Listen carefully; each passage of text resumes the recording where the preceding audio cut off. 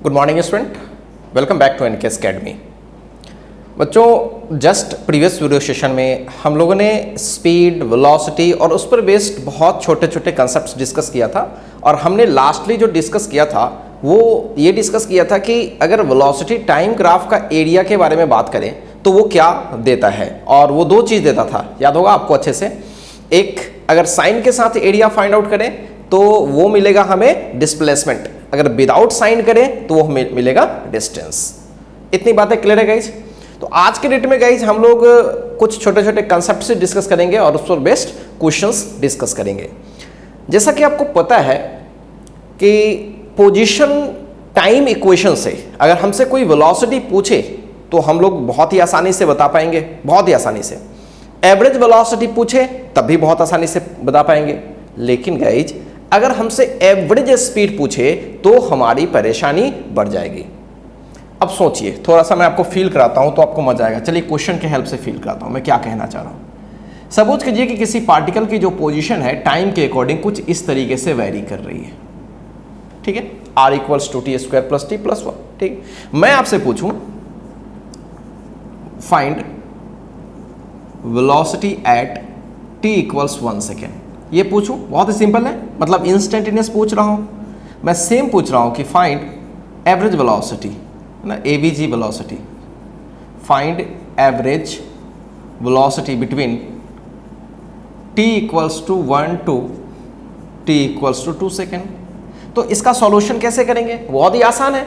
अब बोलोगे sir position का टाइम के रेस्पेक्ट में डिफरेंशिएशन कर देंगे, मेरे को वेलोसिटी मिल जाएगा, इनफैक्ट इंस्टेंटेनियस वेलोसिटी मिल जाएगा, और t के जगह पे 1 सेकेंड या फिर जो भी है वो मेंशन कर देंगे और फिर अपना आंसर आ जाएगा। अगर एवरेज की बात करेगा तो इनिशियल टाइम की पोजीशन चेक कर लेंगे, फाइनल टाइम की पोजीशन चेक करेंगे, final position minus initial position, that is the change in position, यानी कि net displacement divided by total time. ऐसे ही करेंगे।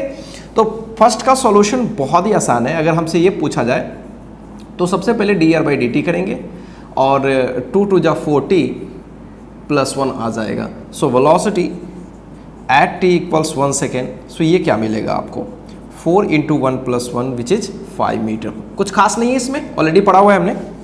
अगर मैं एवरेज वेलोसिटी की बात करूं, VAVG की बात करूं, तो ये हो जाएगा R2 minus R1 by T2 minus T1, right. R2 का मतलब होता है कि बाद के टाइम पर पोजीशन निकालना। जल्दी से निकाल लेते हैं। बाद का टाइम 2 है तो 2 पे निकालते हैं, तो 2 इंटू 2 का स्क्वायर प्लस 2 प्लस 1, ये तो बाद के टाइम पर पोजीशन है, माइनस इनिशियल मतलब 1 सेकेंड पे, तो 1 डालते हैं। सो 2 इंटू 1 का स्क्वायर प्लस 1 प्लस 1, ये हमने ऑलरेडी किया हुआ है, और 2 माइनस 1 टाइम ये है। सो 2 2 जा 4 2 जा 8 एंड 3 11 आ जाएगा। और यहाँ पे देखें 2 2 4, 11 में से 4 गया 7/1, ये मिल रहा है हमें। क्लियर है? कुछ भी खास इसमें नहीं है। लेकिन अगर हमसे इसी सवाल में पूछा जाता कि आप स्पीड बताइए t इक्वल्स 1 सेकेंड पे, समझें अच्छे से। स्पीड मैंने आपको पहले भी बता रखा है कि स्पीड या वेलोसिटी के जो इंस्टेंटेनियस वैल्यू होती है हमेशा सेम होती है। क्लियर है? तो अगर इस सवाल में वेलोसिटी पूछा जाता या इसमें स्पीड भी पूछा जाता तो अपना आंसर क्या होता? सेम होता। लेकिन एवरेज वेलोसिटी और एवरेज स्पीड में फर्क हो जाएगा, क्योंकि average velocity final position minus initial position divided by total time. लेकिन एवरेज स्पीड क्या होगा? Total distance travelled. और ये बात आपको पता है कि दो टाइम इंटरवल के बीच टोटल डिस्टेंस टोटल डिस्प्लेसमेंट के बराबर हो भी सकती है और नहीं भी हो सकती है। 1D मोशन हो रही है तब भी, क्योंकि क्या पता कि पार्टिकल आगे जाके रिटर्न मार के चली आ गई हो। समझ रहे हो? मैंने जस्ट प्रीवियस वीडियो सेशन में बताया था कि पार्टिकल आगे जा रही है, केवल आगे ही बढ़ती जा रही है, तब तो कोई इशू ही नहीं है। तब कोई भी दो टाइम इंटरवल चूज करो तो टोटल डिस्टेंस टोटल डिस्प्लेसमेंट के इक्वल। लेकिन अगर पार्टिकल आगे पलटी मार रही है तो ऐसे केस में दो टाइम इंटरवल के बीच कोई जरूरी नहीं है कि डिस्प्लेसमेंट और डिस्टेंस बराबर हो जाए। तब कैसे निकालेंगे?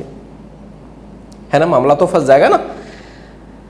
अब इस केस की बात मैं करूं तो इस केस में अगर आप देखोगे, अगर आप वेलोसिटी को देखोगे, वेलोसिटी तो यहां निकला हुआ है, क्या वेलोसिटी कभी भी जीरो हो सकती है? कोई ऐसा टाइम है जब वेलोसिटी कभी जीरो हो सकती है? तो बोलोगे कभी नहीं सर। इसको जीरो करके देखो तो 40 प्लस 1 इक्वल 0 करोगे तो t आ जाएगा -1/4, मतलब कभी भी वेलोसिटी इसकी जीरो हो ही नहीं सकती, टाइम कभी निगेटिव आ ही नहीं सकता। तो यहां तो बच जाएंगे, वेलोसिटी निगेटिव होने का मतलब होता है कि जीरो कभी होने का मतलब होता है कि पार्टिकल कभी पलटी मारी होगी। तो यहां तो कोई इश्यू नहीं है, ठीक है। इस केस में अगर हमसे एवरेज स्पीड भी पूछा जाता तो क्या होता, हमेशा सेम ही हो जाता। इस क्वेश्चन में मतलब यहां पे लिख देता हूं मैं थोड़ा सा, इन एबव क्वेश्चन अगर मैं v इक्वल्स 0 करूं, ठीक है, थोड़ी देर के लिए करके देखो कि वो क्या टाइम मिल रहा है क्या हमें। सो यहां पे टाइम क्या आ रहा है, -1/4। Not possible. क्या ऐसा पॉसिबल है? नहीं। जब ये पॉसिबल ही नहीं है, इसका मतलब है कि hence particle will not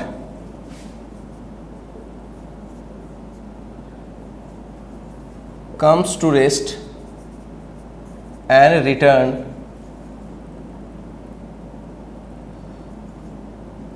on its path। Straight path ही है क्योंकि 1D मोशन के बारे में बात कर रहे हैं, ठीक है। मतलब पार्टिकल कभी भी अपने कभी लौट के नहीं। तो इस केस में, इन दिस केस, अगर मैं एवरेज स्पीड लैंग्वेज में लिखना चाहूंगा, average speed is equal to average velocity. मतलब इसकी जो मैग्नीट्यूड होगी वो दोनों इक्वल होगी। आइडिया क्लियर है? मैंने पहले भी बता रखा है क्योंकि स्ट्रेट लाइन पर आगे ही केवल बढ़ती जा रही है।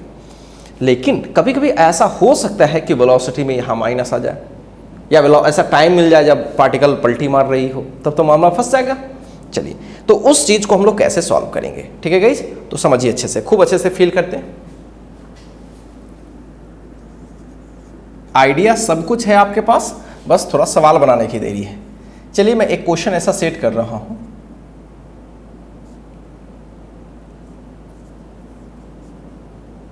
ऐसा किसी पार्टिकल की जो पोजीशन है कुछ इस तरीके से वेरी कर रही है, r equals T square minus 40 plus 6, ठीक है। मैं आपसे सिंपल पूछ रहा हूं, find the average speed between t equals 0 to t equals 3 second. 0 से लेकर के 3 सेकेंड के बीच एवरेज स्पीड आपको बतानी है। क्या अभी हम ऐसा कर सकते हैं, इनिशियल 0 पर की पोजीशन निकाल लूं और 3 के समय की पोजीशन निकाल लूं और माइनस कर लूं, डिवाइड कर लूं टाइम से? क्या ऐसा कर सकते हैं? बिल्कुल नहीं कर सकते हैं, बिल्कुल नहीं कर सकते हैं। इसलिए नहीं कर सकते क्योंकि पोजीशन का जो डिफरेंस होता है वो डिस्प्लेसमेंट आता है, वो डिस्टेंस थोड़े ना आता है। तो डिस्टेंस कैसे आएगा, डिस्टेंस कैसे आएगा? अब मैं आपको समझाता हूं। आपने देखा भी होगा जब हम लोग स्पीड, मैं आपको पढ़ा रहा था, आपके माइंड में वहां क्वेश्चन भी आया होगा, मैं केवल इंस्टेंटेनियस स्पीड आपको निकाल करके और चुपचाप चला गया था। मैं जानता था कि आपके दिमाग में वो क्वेश्चन आएगी, लेकिन चूंकि उस समय जवाब नहीं दिया जा सकता था, बिकॉज आपने देखा ही था कि भाई डिस्टेंस निकालने का क्या फंडा है। मैंने जस्ट प्रीवियस क्लास में काफ़ी अच्छे से एक्सप्लेन भी किया था, इसलिए वहाँ पे मैं साइलेंट हुआ था। लेकिन अब मैं उस चीज़ को फिर से आपको रिमाइंड करा रहा हूँ कि भाई देखिए, मैंने जब पोजीशन टाइम ग्राफ, जब पोजीशन टाइम इक्वेशंस वगैरह मैंने आपको बताया था, तो वैसे केस में मैंने आपको बोला था कि स्पीड तो आप निकाल पाओगे, एवरेज स्पीड पर क्वेश्चन भी सेट नहीं करी थी। लेकिन अब मैं सेट कर रहा हूँ सेम क्वेश्चन, आर इक्वल्स इतना, find the average speed between this and this. या फिर मैं ये भी कह सकता हूँ कि किसी इंस्टेंट पे स्पीड बताओ, तो बात वही है। अब इस सवाल को बनाने का क्या तरीका है? तो हमारा मकसद है कि टोटल डिस्टेंस फाइंड आउट करना। क्या मकसद है? Total distance. तो इसके लिए सबसे पहले हमें वेलोसिटी निकालना पड़ेगा, क्योंकि हमने डिस्टेंस कैसे निकाला था? वेलोसिटी के हेल्प से। देखा था आपने कल के डेट में, जस्ट प्रीवियस क्लास में। तो अगर मैं इसको डिफ्रेंशिएट करूं, स्पीड के बारे में बात करूं, स्पीड v के बारे में बात करूं, so this is what dr/dt। So dr/dt करूं तो ये मैं differentiation t square minus 40 plus 6 t के रेस्पेक्ट में। अब टी स्क्वायर का डिफ्रेंशिएशन करेंगे तो 2t माइनस 4, बस सिंपल सा आएगा, सही है। अब यहां पे देखिए, अगर मैं वेलोसिटी को 0 के इक्वल करूं तो आप पाओगे t इक्वल्स 2 सेकेंड। यानी अब आपको लग रहा है कि यस सर, 2 सेकेंड पे तो पार्टिकल की रफ्तार 0 हो जा रही है, ठीक है। इसका मतलब पार्टिकल 2 पे पक्का डायरेक्शन चेंज करेगी। 0 होने का ये कतई मतलब नहीं कि पार्टिकल जाके रुक गई।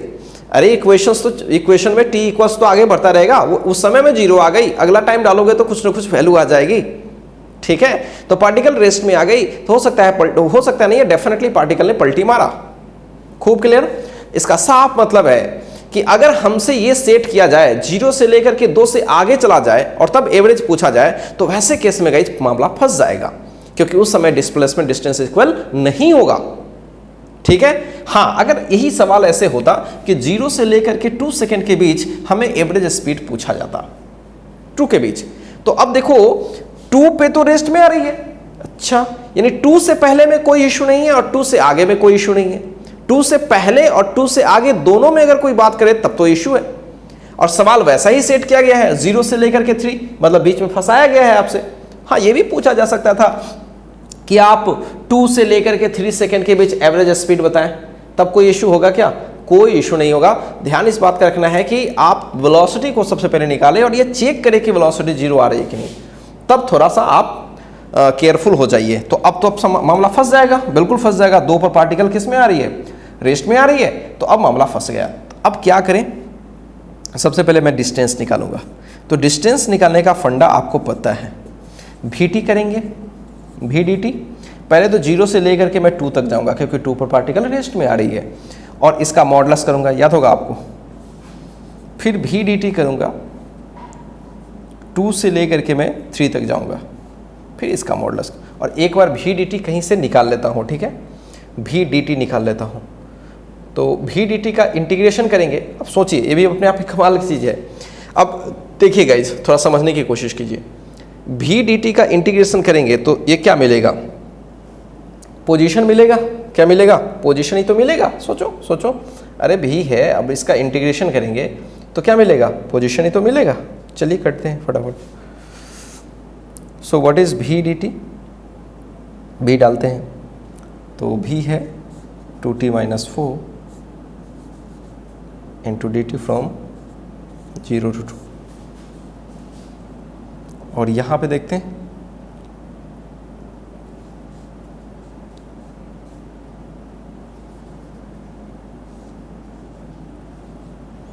राइट, सॉल्व करना है फटाफट। अगर मैं इसका इंटीग्रेशन कर दूं, है ना, तो ये हो जाएगा 2t² यानी t² सीधे आ जाएगा -40, तो t² - 40।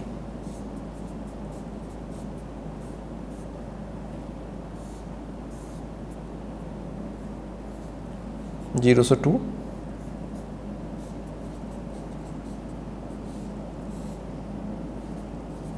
राइट, मॉडुलस लगा लेंगे, इतना तो आपको है। फटाफट करते हैं। 2 × 4, 4 × 8, 4 - 8 - 4, -4 का मॉडुलस +4, 0 डालेंगे तो कोई फर्क नहीं, +4 इधर आने वाला है। सो 3 × 3 = 9 एंड 4 × 3 = 12, 9 में से 12 चला गया -3, राइट। तो यहाँ फर्स्ट पार्ट में -3 दिख रहा है, और फिर अगर हम 2 डाल दें, ठीक है, ये मॉडुलस है, 2 डाल दें तो फिर से क्या आने वाला है? 2 × 4, 4 × 8 -4, तो this is +4 -3 1, so finally 4 + 1 5 metre. Total कितनी डिस्टेंस चली है पार्टिकल? 5 मीटर चली है। कितने देर के बीच? 0 से 3 के बीच। तो अब हमसे पूछा जाए कि एवरेज स्पीड, तो total distance which is 5 metre divided by जो टोटल समय लगा है, so this is 5/3 metre per second. ये एक कमाल की चीज़ है। अगर यही मैं पूछता कि एवरेज वेलोसिटी बताओ सेम के बीच, तब तो कोई इशू नहीं होता। अब आपको पता है, देखने से भी क्लियर है कि सर ये पॉजिटिव आ रही है, ये निगेटिव आ रही है। कहाँ पे गई जी? देखो, ये निगेटिव आ रही थी यानी, और ये पॉजिटिव आ रही थी फाइनली, यानी कि ये -4 और +3 होता, यानी -3 आ जाता, पक्का -3 आ जाता, -4 और +1 आता तो -3 आ जाता। ऐसे भी 0 डाल के देखिए, 0 इसमें डालते तो 6 आता, क्लियर है, और 3 डालते तो 3 × 3 = 9 एंड 4 × 3 = 12, -3 + 6 तो 3 आ जाता फाइनली। ठीक है, तो बाद की जो 3 सेकेंड पे जो पोजीशन है वो 3 मिल रही है, और 0 पर पोजीशन 6 मिल रही है, तो 3 - 6 कितना था? -3। ठीक है, तो वही तो मैं भी बोल रहा हूँ, -3 / 3 हो जाता और 1 आ जाता। खूब क्लियर। तो ये है गाइज आपको डिस्टेंस निकालने का फंडा और डिस्प्लेसमेंट। तो जो पिछले क्लास में हमने सीखा उसको यूज करके हमने जस्ट बैक में जाके और एक सवाल को डिस्कस कर लिया। तो होपफुली गाइज अब आपका ये क्लियर कंसेप्ट हो गया होगा। मैं फिर से पूरी चीज़ों को अच्छे से रिवाइज कराता हूँ।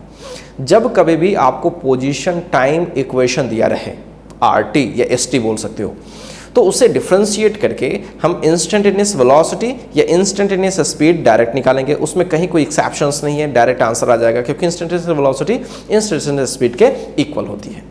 क्लियर है? वो तो आसान है।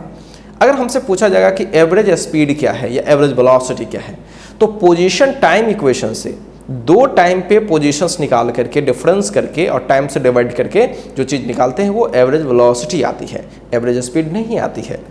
एवरेज स्पीड निकालने के लिए हमें वेलोसिटी देखना पड़ेगा और हमें इस चीज़ को ध्यान देना पड़ेगा कि वो पार्टिकल कहाँ कहाँ रेस्ट में आ रही है। पार्टिकल जहाँ भी रेस्ट में आ रही है, ठीक है, उस पॉइंट को हमें देखना पड़ेगा और हमारे सवाल को भी देखना पड़ेगा कि क्या जिस टाइम इंटरवल के बीच हमसे एवरेज स्पीड पूछी गई है, क्या उस इंटरवल के बीच क्या पार्टिकल पलटी मार रही है। अगर ये आ रहा है तो आपको इंटरवल्स के बीच जा करके आपको VT इक्वेशंस, VT इंटीग्रल निकालना पड़ेगा V और T के बीच का, और सबको पॉजिटिव करके जोड़ करके डिस्टेंस पहले निकालना पड़ेगा और टोटल डिस्टेंस निकालने के बाद टोटल टाइम से डिवाइड करना पड़ेगा।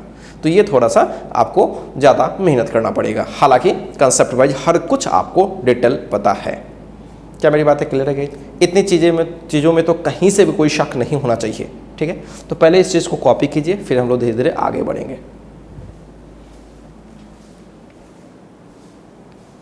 चलिए स्टूडेंट आगे बढ़ते हैं और आगे एक खास टाइप का सवाल करने की कोशिश करते हैं, थोड़ा फील आएगा उससे, बस सिंपल सा।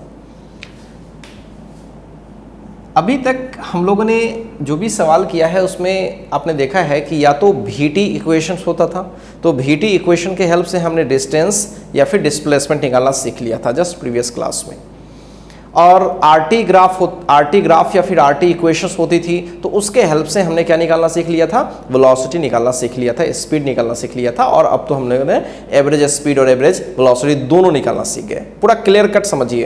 पोजीशन टाइम ग्राफ से हम लोग क्या क्या सीखे थे, वेलोसिटी और एवरेज वेलोसिटी, स्पीड और एवरेज स्पीड, ये चार चीज़ें हो गई। और वेलोसिटी टाइम इक्वेशन के हेल्प से हम लोग बैक आए थे, बैक में हमने पोजीशंस भी निकाला था, मतलब डिस्प्लेसमेंट्स भी निकाला था, और साथ साथ हमने डिस्टेंस भी निकालने की कोशिश करी थी और निकाल लिया था, ठीक है। लेकिन हमेशा आपको पोजीशन टाइम का इक्वेशन दिया रहे ये कोई ज़रूरी नहीं है, हमेशा आपको वेलोसिटी और टाइम का इक्वेशन दिया रहे ये भी कोई ज़रूरी नहीं है, ठीक है। तो कभी कभी अलग वेरिएबल्स में बोले जाते हैं और फिर सवालों को सेट करते हैं, ठीक है। तो इसमें ज़्यादा मैथमेटिक्स यूज करते हैं, और जैसे मैंने आपको पहले बताया भी कि ये जो चैप्टर्स होता है बेसिकली ये मैथ्स का ही होता है, ठीक है। तो जैसे कभी कभी क्या होता है कि पार्टिकल की जो पोजीशन है वो वेलोसिटी का फंक्शन हो जाता है, टाइम छोड़ के क्या हो गया, वेलोसिटी का फंक्शन, और तब फिर पोजीशन के बारे में या फिर वेलोसिटी के बारे में विशेष रूप से चर्चा करी जाती है। तो चलिए मैं एक सवाल करके आपको बताता हूँ, फील करवाता हूँ थोड़ा। तो पहले थोड़ा सा कंसेप्ट करता हूँ, बस समझाता हूँ कि करेंगे कैसे, फिर सवाल को डील करेंगे, कुछ खास है नहीं ऐसे। If position which is R is the function, function मतलब डिपेंड करना, तो फंक्शन ऑफ V, ठीक है। हमने तो T पे तो कर ही लिया था, काफ़ी डिटेल किया था। सो अगर कभी भी पोजीशन V का फंक्शन हो जाए तो वैसे केस में हम कैसे आगे बढ़ेंगे, ठीक है। जैसे सपोज करो एग्जाम्पल के तौर पे, सिंपल, मैं जनरल चीज़ नहीं लिख रहा हूँ कुछ भी, जैसे R = V+2 आ गया, ऐसा कुछ, राइट, या फिर 2V+3 आ गया, ऐसा कुछ। तो अब कैसे आगे बढ़ेंगे, मतलब इसमें आगे बढ़ने का क्या उपाय हो सकता है। तो सिंपल सी बात है, इसमें आगे बढ़ने का दो उपाय होता है, दो तरीके होते हैं इसको आगे बढ़ने के, ठीक है। एक तरीका तो दोनों साइड में डिफ्रेंशिएशन कर लो, बस तरीका मैं बता रहा हूँ, अब मकसद जैसा होता है वैसा हम काम करते हैं। तो इसमें दो ही तरीके से आप सोच सकते हो, या तो इसको डिफरेंशिएट कर लो, या वेलोसिटी को dr/dt करके आगे बढ़ना चालू करो। मेरी बात फिर से सुनो, मैंने बोला कि R = V+, यानी R और V में इक्वेशन हो जाएगा। तो इस केस से आगे बढ़ने के दो तरीके हैं, ठीक है, दो तरीके होते हैं। एक तरीका बाय डिफरेंशिएशन, जो अभी हमें नहीं करना है, डिफरेंशिएशन करके हम अभी नहीं करेंगे, और दूसरा V को रिप्लेस करेंगे dr/dt,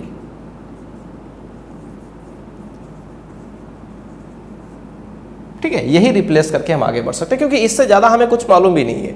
अब बोलोगे सर डिफरेंशिएट करके क्या मिलेगा, तो dr/dt वेलोसिटी मिल जाएगा, और वेलोसिटी का डिफरेंशिएशन टाइम के रेस्पेक्ट में और कुछ मिलता है, आगे चल के पढ़ेंगे, उसे हम एक्सेलरेशन कहते हैं, ठीक है। ये चीज़ें मिलने लगेगी। और जब मैं रिप्लेस करूंगा भी के जगह पर D R by D T, तो हर जगह आर और आर में ही कुछ ना कुछ रिलेशंस होगा, तो वहाँ से आर ही मिलेगा, ठीक है। तो चलिए, तो अभी तो ये कर नहीं पाएंगे because D V by D T यानी वेलोसिटी का डिफरेंशिएशन टाइम के रेस्पेक्ट में वो तो पढ़ा ही नहीं है अभी एक्सेलरेशन। तो चलिए, लेकिन अप्रोच है, ये कर सकते हैं, आगे मिलेगा ऐसा सवाल।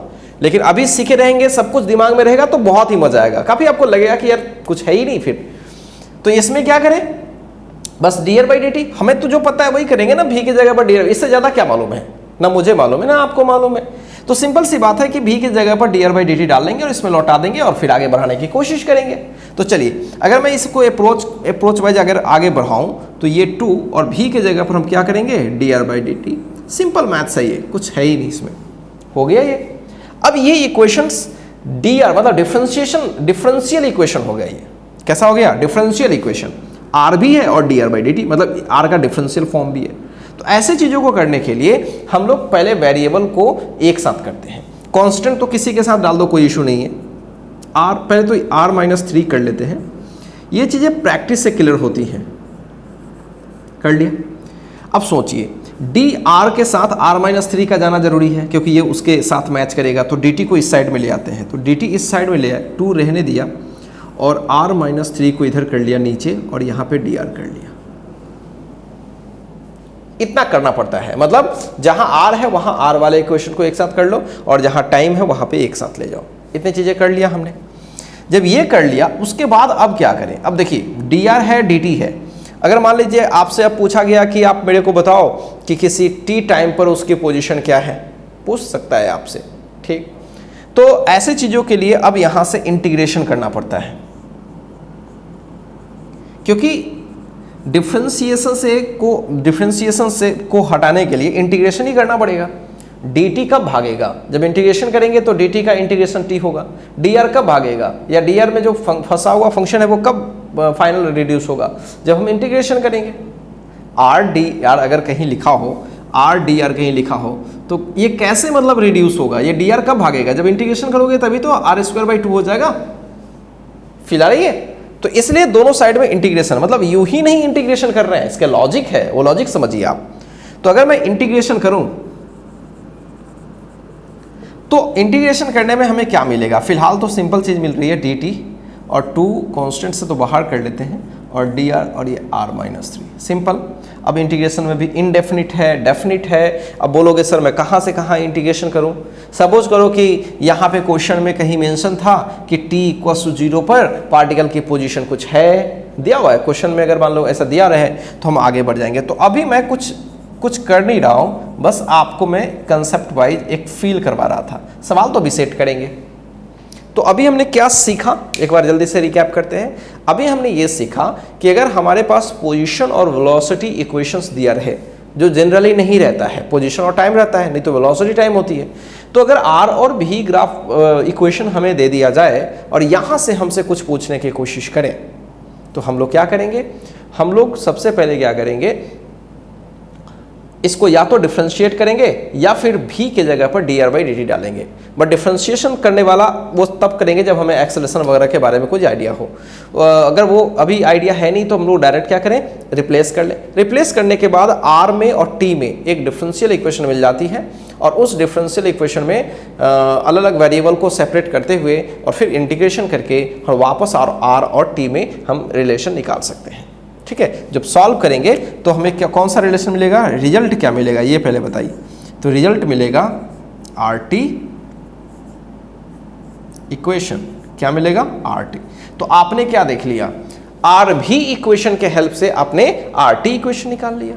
ठीक, जब R और T मिल गया तो अब तो कुछ भी निकाल सकते हो। सोचो, अब तो कुछ भी निकाल सकते हो। अगर आपसे कोई पूछ ले कि आप बताओ कि भाई RT इक्वेशन है तो बताओ एवरेज स्पीड क्या है इतने इतने के बीच, ठीक, ये भी पूछा जा सकता है। एवरेज वेलोसिटी क्या है ये भी पूछा जा सकता है। इस टाइम पर वेलोसिटी क्या है।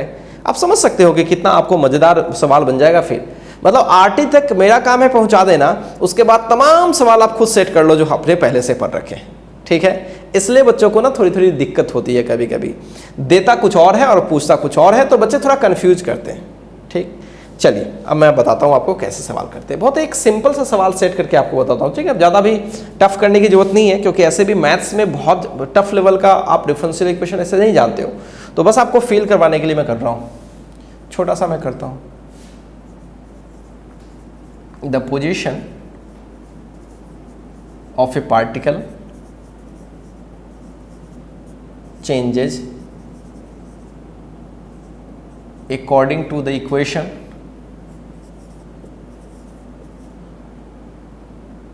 r equals 3 भी कर लिया, सिंपल, कांस्टेंट नहीं भी रखा। तो हमसे क्या पूछा गया है, फाइंड RT इक्वेशन, मैं RT इक्वेशन बता रहा हूं, when r equals 0 at t equals 1 second. ये कमाल की चीज है, मतलब r 0 पर वो कब थी, 1 सेकेंड पे 0 पे थी, पहले सेकेंड पे 0 पे, ये स्टार्टिंग कहीं और से चल रही थी वो, खैर। तो लेकिन जनरली सवालों में 0 पर 0 रहता है, जनरली कुछ भी हो सकता है, 0 पर ये 5 हो जाए, 0 पर ये 4 हो जाए, 0 पर 0 हो जाए, या 1 पे 0 हो जाए, कुछ भी हो सकता है। तो ये टेंशन नहीं है, बस इस डेटा को मैंने यूं ही ले लिया, ठीक है।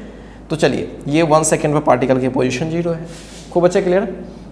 क्या करना है आपको पता है, सबसे पहले r को लिखेंगे 3v, 3v के जगह पर dr/dt लिख देते हैं। अब r को इस साइड लाते हैं तो बहुत ही सिंपल है, dt इक्वल्स 3/r/dr, इंटीग्रेशन दोनों साइड में करते हैं तो dt का इंटीग्रेशन 3 को बाहर करते हैं और ये dr/r, ठीक। अब आप अच्छे से देखिए, एक काम करते हैं गाइस, ये सवाल थोड़ा सा क्या हो जाएगा, मैथमेटिकली इनकरेक्ट हो जाएगा, तो मैं यहाँ पे कोई और पोजीशन ले लेता हूँ, ठीक है। इसके लिए आपको टेंशन नहीं लेना है, सवाल हमेशा वैलिड सेट किया जाएगा, तो इसके लिए टेंशन नहीं लेना है। आपको मैं बताऊँगा कि क्यों 0 सेट नहीं होगा, ठीक है। तो हमने क्या किया, t इक्वल्स टू 1 पे पार्टिकल की पोजीशन 2 है ऐसा हमने मान लिया, तो r पोजीशन वाली चीज़ें तो यहाँ है, तो पोजीशन और टाइम वाली ये है। तो देखिए 1 पे मतलब यहाँ 1 डालेंगे तो पोजीशन वाले में क्या पड़ेगा, 2 पड़ेगा। बहुत अच्छा। और हमसे तो बोला गया है भाई RT इक्वेशन बताओ, RT मतलब जनरल टाइम का बताओ, ठीक। तो जनरल टाइम मतलब जनरल टाइम t पे इसकी r क्या है मुझे क्या पता, वही तो हमें निकालना है, समझ रहे हो। स्टार्टिंग पता है आपको कि सर 1 सेकेंड पे पार्टिकल की पोजीशन 2 है, बट किसी t पोजीशन पे पार्टिकल की क्या पोजीशन, t टाइम पे पार्टिकल की क्या पोजीशन है वही तो हमें नहीं पता। So we have just put here t and here r, clear. चलिए सॉल्व करते हैं। तो dt का इंटीग्रेशन t बहुत ही सिंपल है, और dr/r का होता है ln r, log r जिसको कहते हो आप। अब सोचो गाइस, उस समय क्यों नहीं मैं 0 डाला, आप सोचो, जब 0 डालता लोअर लिमिट तो ln में 0 हो जाता, तो log के अंदर 0 डिफाइंड नहीं होता, मामला फंस जाता, क्योंकि अंदर की क्वांटिटी 0 से बड़ी होती है। तो इसलिए गाइस मैंने यहाँ 0 को हटाया है। तो ये आपको इसमें टेंशन नहीं लेना है, सवाल आपको सेट किया जाएगा जो वैलिड होगा, ठीक। चलिए आगे बढ़ते। तो क्या होगा, ये t-1 आ जाएगा, और 3 upper limit ln r, lower limit ln 2।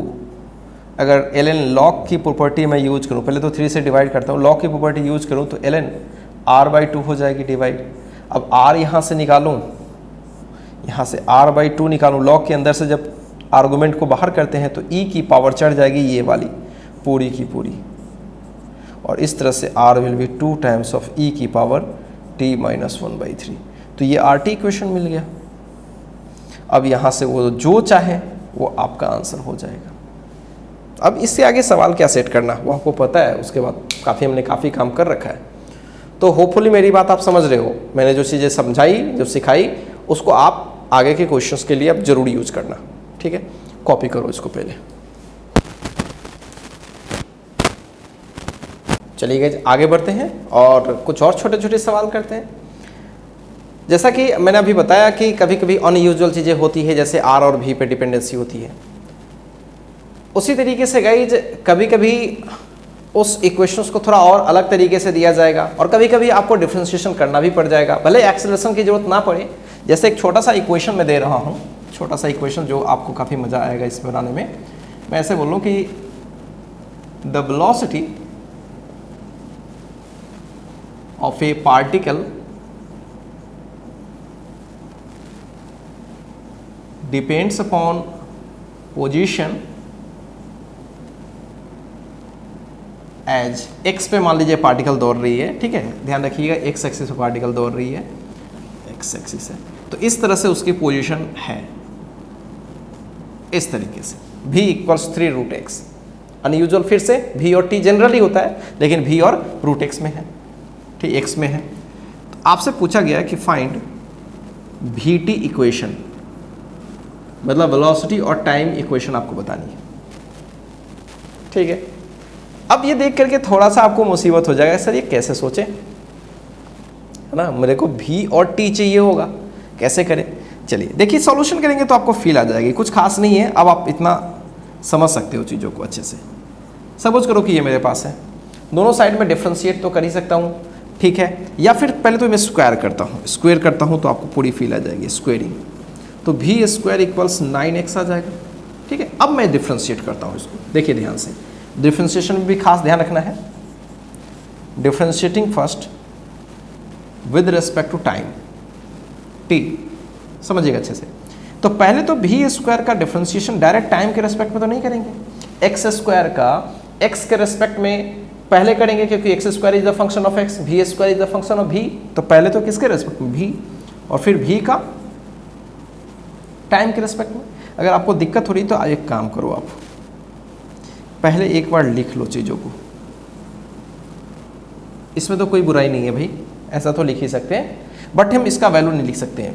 v square dt के साथ क्या 2v लिख सकते हैं, नहीं, v रहता तभी तो लिखते हैं, इतना तो आपको आइडिया ही है फंक्शन और फंक्शन से डिफ्रेंशिएशन करते हुए। तो गाइस ये मैं dv कर सकता हूँ और यहाँ dv/dt रख सकता हूँ, कोई इशू नहीं है, दोनों कैंसिल पहले जैसा आ जाएगा, और इसको तो हम कुछ कर नहीं सकते हैं। और ऐसे भी dx/dt मतलब dr/dt पोजीशन है, अगर x में है तो x लिखा गया है, सो उसको हम तो v लिख ही सकते हैं, तो चलिए v लिख देता हूँ। अब गौर से देखिए, इस डिफ्रेंशिएशन को अच्छे से देखिए, v स्क्वायर v तो 2v, सही है ना, तो चलो इसको सॉल्व करेंगे तो ये हो जाएगा 2v और ये dv/dt रह गया, आगे बढ़ाएं तो 9v, तो ये v से भी कैंसल भी हो गया, बहुत अच्छा सेट है सवाल है ना, 9/2।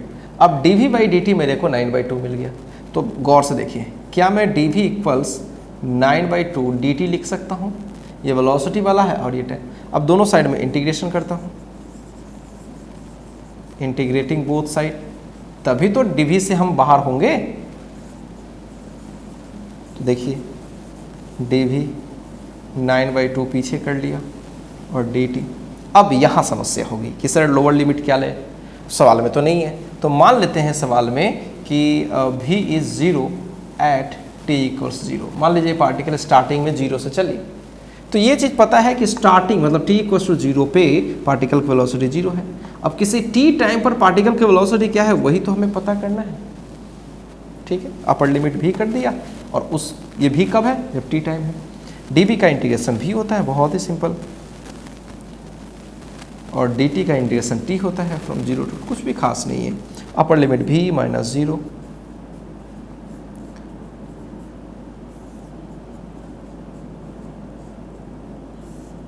बेहद आसान सवाल था, लेकिन जिस आइडिया से सवालों को हमने बनाया वो आप देख सकते हो, ठीक है।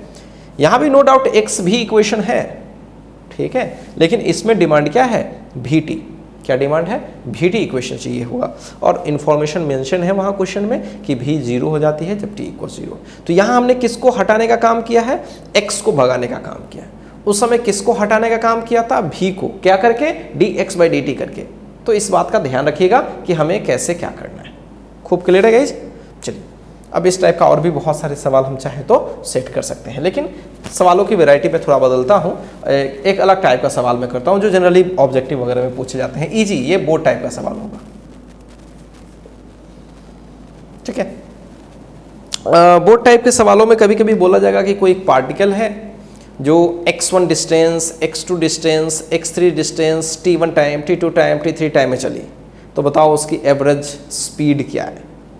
कभी कभी बोलेगा कि particle x1 distance v1 speed से चली, x2 डिस्टेंस v2 स्पीड से चली, x3 डिस्टेंस v3, इस तरह से एक पार्ट वाइज मोशन के बारे में डिस्कस कर रहे होते हैं, और उसमें आपको एवरेज स्पीड वगैरह निकालना होता है। तो सिंपल सा फंडा है, if a particle covers x1, x2, x3, xn distances in time t1, t2, t3 up to tn, then find its average speed. बहुत ही सिंपल सवाल है, ठीक है, बहुत ही सिंपल सवाल है। अब एवरेज स्पीड निकालने के लिए total distance by total time, सवाल में सब कुछ दिख रहा है। Total distance by total time, और टोटल डिस्टेंस क्या है, x1, x2, x3, xn, total time t1, t2, t3, tn। हो गया आंसर, कुछ भी खास नहीं है इसमें, ठीक है। कभी कभी ऐसे भी रहता है, if A particle covers x1, x2 up to xn distances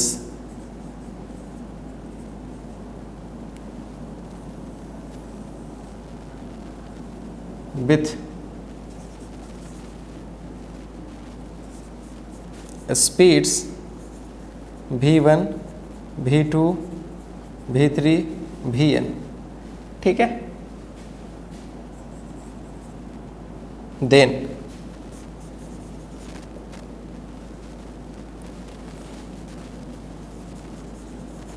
average speed आपसे पूछा गया, सिंपल। तो अभी हमें क्या चाहिए, टोटल डिस्टेंस चाहिए, वो तो मेंशन ही है x1, x2, xn, तो डायरेक्ट ऐड कर लेंगे। टोटल टाइम चाहिए होगा, तो x1 वो v1 से चली है, x2 वो v2 से चली है, तो समय निकालने के लिए v इक्वल्स क्या होता है, डिस्टेंस अपॉन टाइम, ये एक ही समान स्पीड होगी। तो x इक्वल्स क्या होता है, vt, या यू कहे v equals x by T, velocity equals, या यू कहे speed equals distance upon time, सही है ना। तो अगर मैं ये टोटल डिस्टेंस निकालूं तो वो तो दिख रहा है, समेशन का मतलब total sum of distances. Total time निकालूं तो क्या होगी, टाइम जोड़ते चलते हैं। पहला टाइम क्या होगा, x1 बटे v1, क्योंकि x1 को v1 से चली तो टाइम तो यही होगा ना, ठीक है। दूसरा क्या होगा, x2 बाई v2, समझ रहे हो ना। देखो v इक्वल्स क्या होता है, x बाई टी, तो एक अगर टाइम निकालना होगा तो क्या होगा, x बाई v, सही है। तो x बाई v में कर रहा हूं,